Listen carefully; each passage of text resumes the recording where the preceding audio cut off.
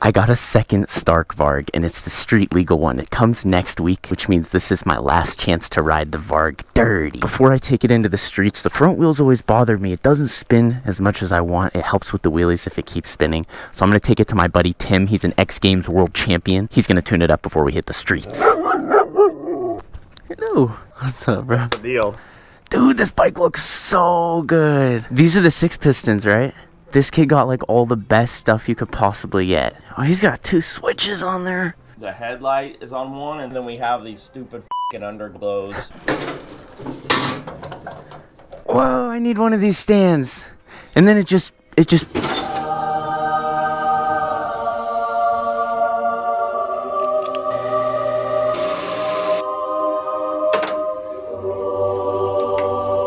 oh.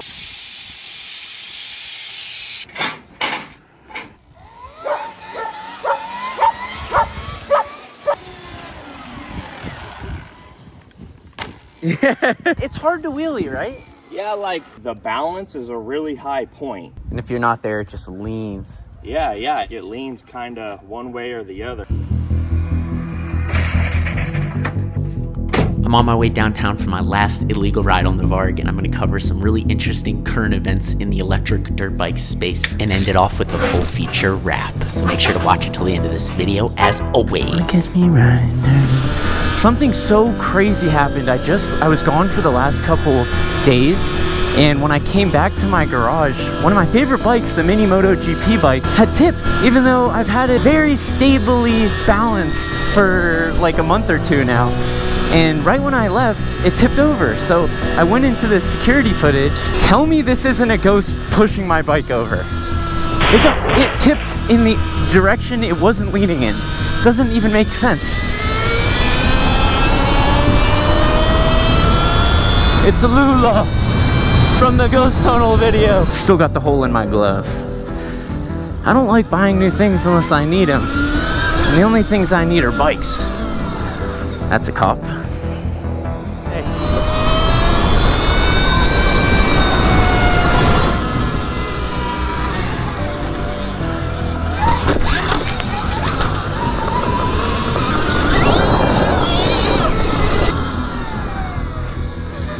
Ross should be here. Where's he at?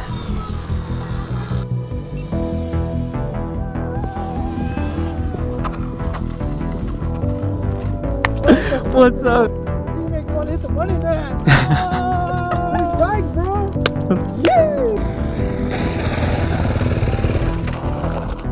What's up?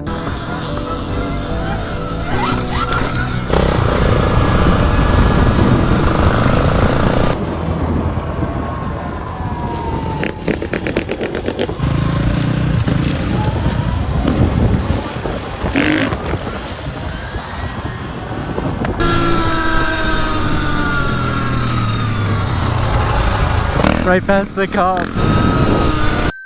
Right past 2 cops. They just don't care downtown. Although they have changed the e-bike laws recently. E-bikes are no longer allowed to be 28 miles an hour in California. Now the maximum e-bike speed in California is 20 miles per hour, and the maximum power is still 750 watts.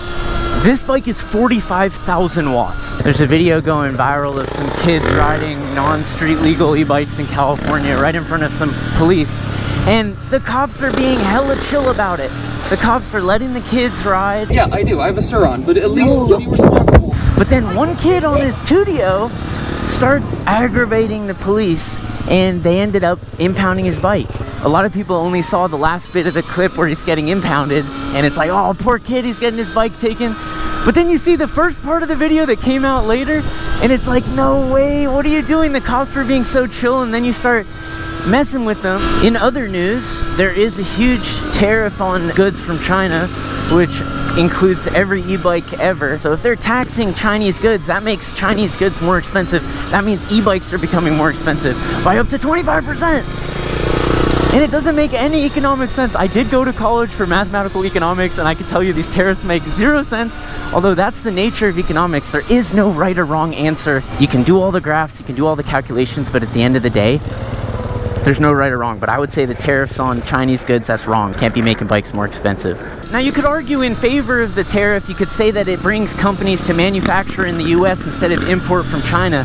But I'm seeing how these companies are reacting, and nobody's talking about manufacturing in the US because that would cost even more than the 25% tax they're getting charged now.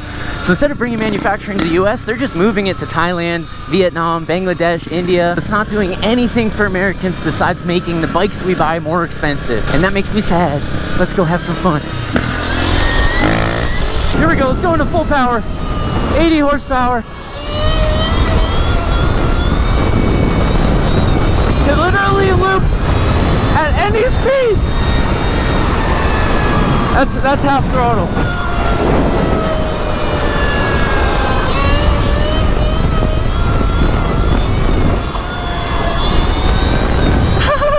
I have to use both hands to hold my helmet down. The helmet just wants to fly off. It's going so fast. How dare they lower the top speed of e-bikes in California from 28 miles an hour to 20 miles an hour. Ever since they announced that law, I'm just like, well, there we go. Basically, every bike's illegal. So this is definitely not my last illegal ride. It's my last illegal ride on the Starkvarg. Didn't they want electric micro-mobility? Wasn't that what they've been talking about for the last 10 years? And then now it comes and they're like, nah, don't use it. You're not allowed to use it. It's a shame because there's nothing better in this world than riding e-bikes with your buddies. It's funny, this is something I never ever do. Pull up to the gas station on a bike. Thank you so much. Forgot my wallet. I'm riding one-handed. I don't have anything to hold this with.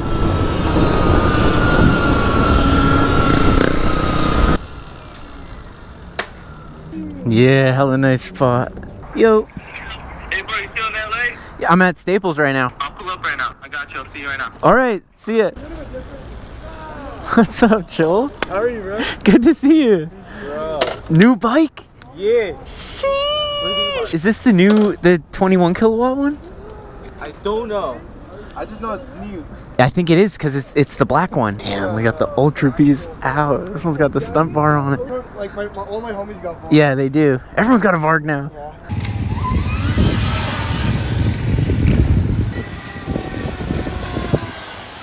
When I wheelie the Varg and I get to 12, it just starts going like that. Side to side. Yeah. That's exactly how I feel. And then you know, you're just right. And so when I do it, I slow into it, and then I just right. Oh, that's a two-stroke.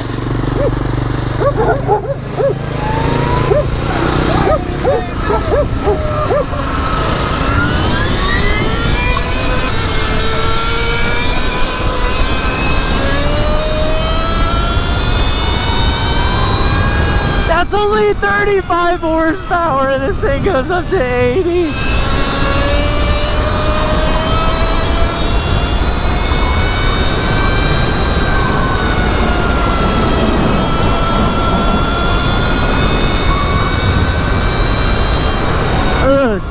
It's like the feeling you get in a really fast car, like a Tesla or a Lamborghini when you're taking off.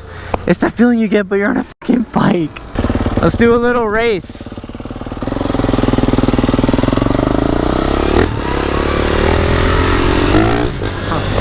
That's not a race. I'm heading back to my truck now. The next time I'm riding a Starkvarg, it's gonna be the street legal one. The only difference is that it's 20% more battery, which is sick because it already has an insane battery. But besides that, it's the same bike, it's just street legal. And I got these awesome wheels for it from Warp 9. They're still being made, but I have some photos of what they'll look like. Forged wheels. They'll be matching kind of like what I have on the truck. It'll look so good on the bike.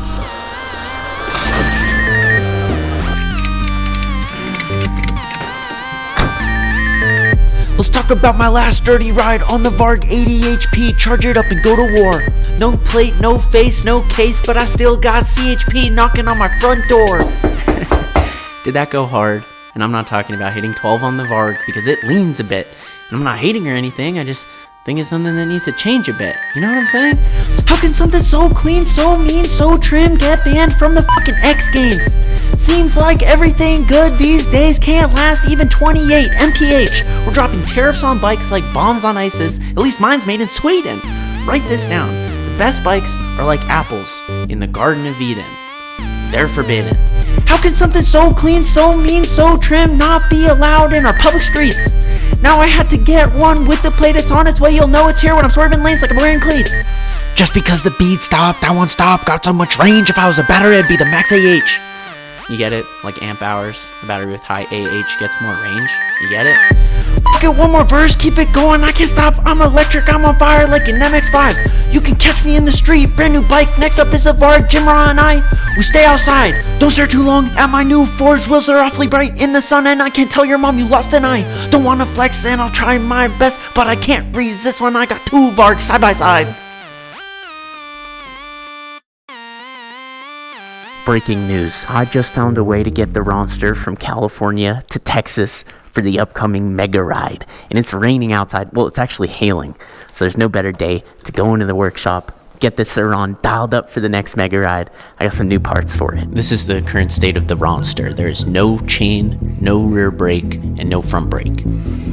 I'm restocking on Charge PEV, gotta stay clean, especially for a ride out. And I got these new throttles. I've never upgraded my throttle like this before. These are from FX. They are fully metal throttles, and they're supposed to be top of the line, so we're gonna give these a try. This is the black one. It should work with stock or upgraded controllers. It plugs right into the harness. And this red one only works on programmable controllers, but it also comes with the plug and play. And I got something new from Prickly I've never got before. This is the Prickly Sur-Ron Ultra B brake kit. So it's the Sur-Ron Ultra B brakes with the Prickly custom mounting system ready to go. These are plug and play. They should be the best brakes for the Light B because they're designed for the Ultra B, which is twice the size. It comes with the hardware and it comes with the rotor, which also has custom Prickly mounting. Just beautifully CNC'd machined as always. Stocking up my Charge PEV and giving my bike a quick detail. The peg spacer, the sprocket, and the wheels are all filthy.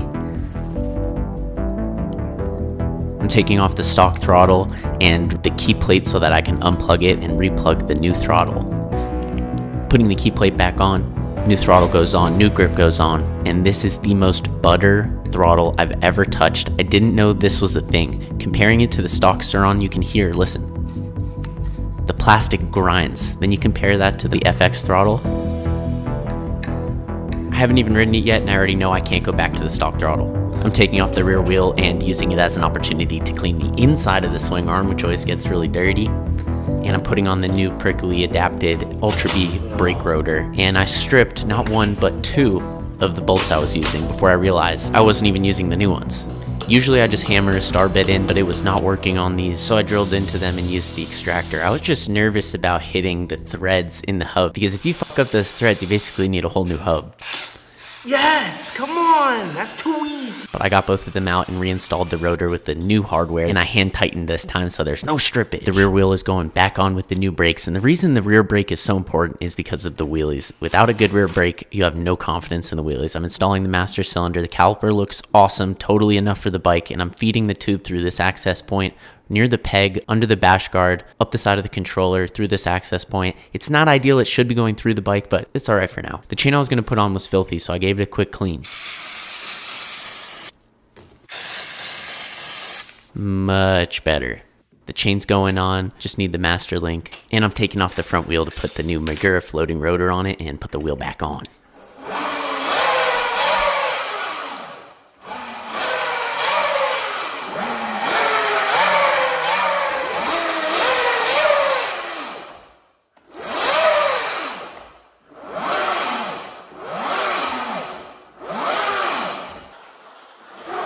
That was a special experience for me. I'm glad I could share it with you. My last dirty ride on the Stark Varg.